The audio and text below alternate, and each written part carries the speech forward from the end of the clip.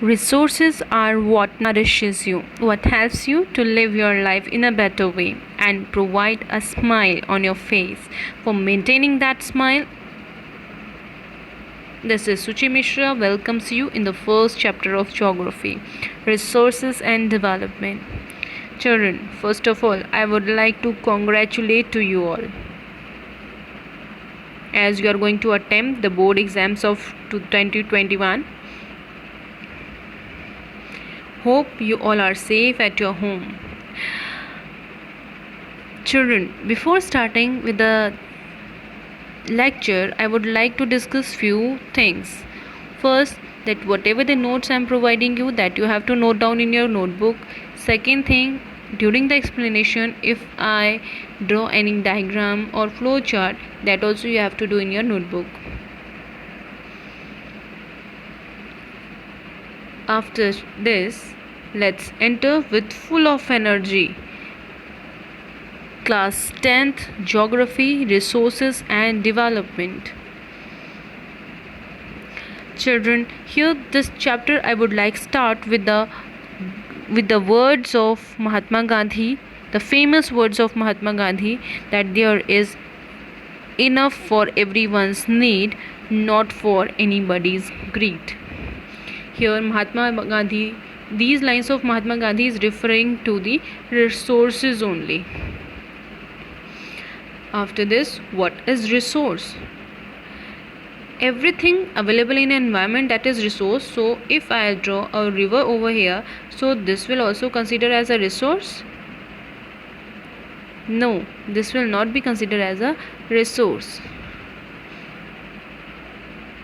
This will be known as source.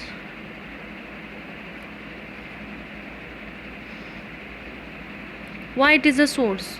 Because there is no human activities are involved. The humans are not using this water to fulfill their needs, so that will not that cannot be considered as a resource. So the definition, what will be the definition of resource? For making the definition, everything is available in the environment which can be used to satisfy our needs can be termed as resource. Here the human beings can be used this river water for generating hydroelectricity. This water can be used for domestic purpose, for tourism and so on. Then this source can convert into the resource. Now for converting the sources into resources, there are the three conditions. The three conditions.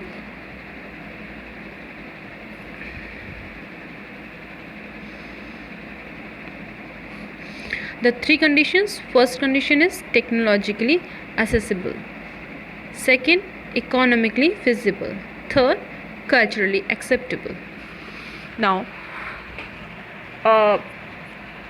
for understanding these conditions, suppose in Vrindavan the government got the information about the crude oil reserves. Then before the excavation, government have to go through these conditions, like as we have talked, technologically accessible, economically feasible and culturally acceptable. So in this, firstly, suppose technologically accessible, the government has the appropriate technology. Then economically feasible, the government has sufficient money so that he can spend. But culturally, because as we know in Vrindavan there are a lot of temples, and because of the temples, no person is going to allow the government to use this area for producing the crude oil. So government is not capable to convert this source into resource.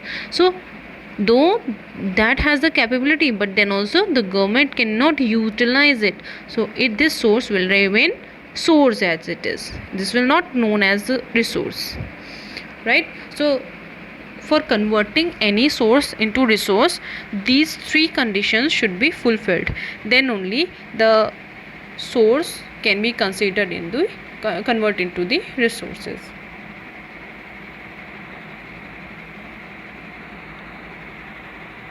If you will go through the NCERT book, so there will you will find one triangular diagram also over there. It is in this way. This side at the top it has written nature, this side institutions, this side technology, it is stay,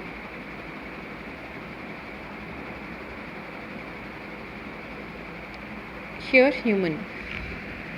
So this diagram is showing the interdependency of these, of nature, technology and institutions. Human being are the integral part of it, because it is human being who is utilizing the nature with the help of technology and institution.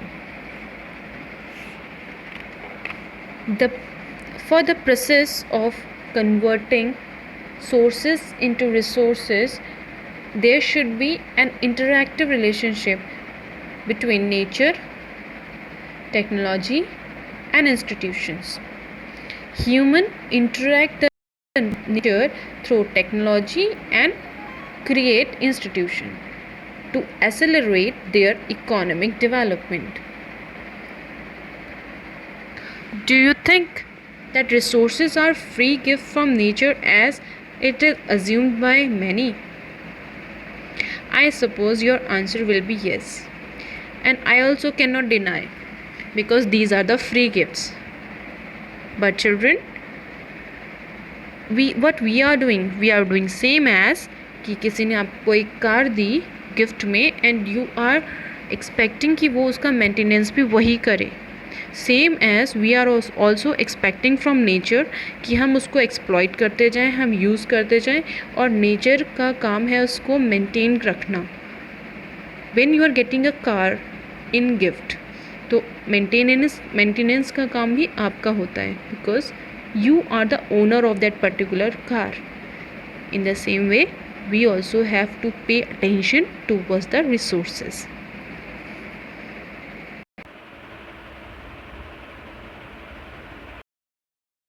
This chapter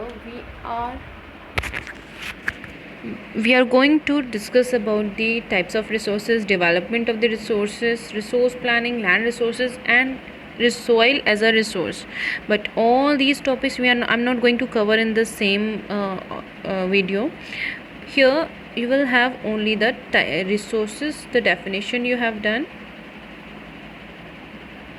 Now we are moving forward towards type of resources.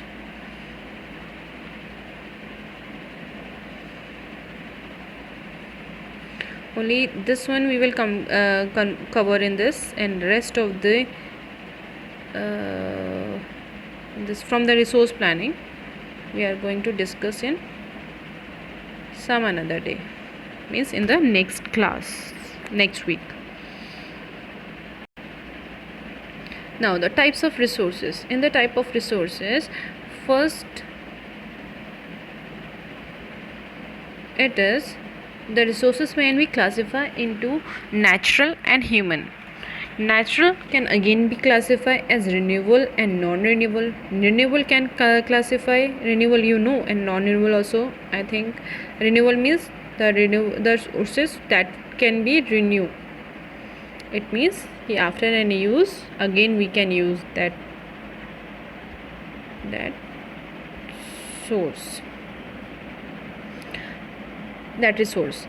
Renewable is continuous and biological. Continuous like wind, water and sunlight, etc. Biological, natural vegetation and wildlife. Now you may say that natural vegetation and wildlife, most of the time we have the news that wildlife is depleting, we should save the natural vegetation. So it is only because why they are coming under the renewable resource. So they are coming under the renewable resource as they are having their reproducing system, natural vegetation also and wildlife also. Then non-renewable can be classified into two categories: non-recyclable and recyclable. Non-recyclable means the resources that cannot be recycled, and recyclable that can be recycled means after recycling we can use them. Then human into structures and institutions and quantity and quality. Structure institutions, as you are coming to school, so that is a institution, so that is only made by the humans. And quality and quantity, this you have done in your class 9th economics, that for quality and quantity we required education and health.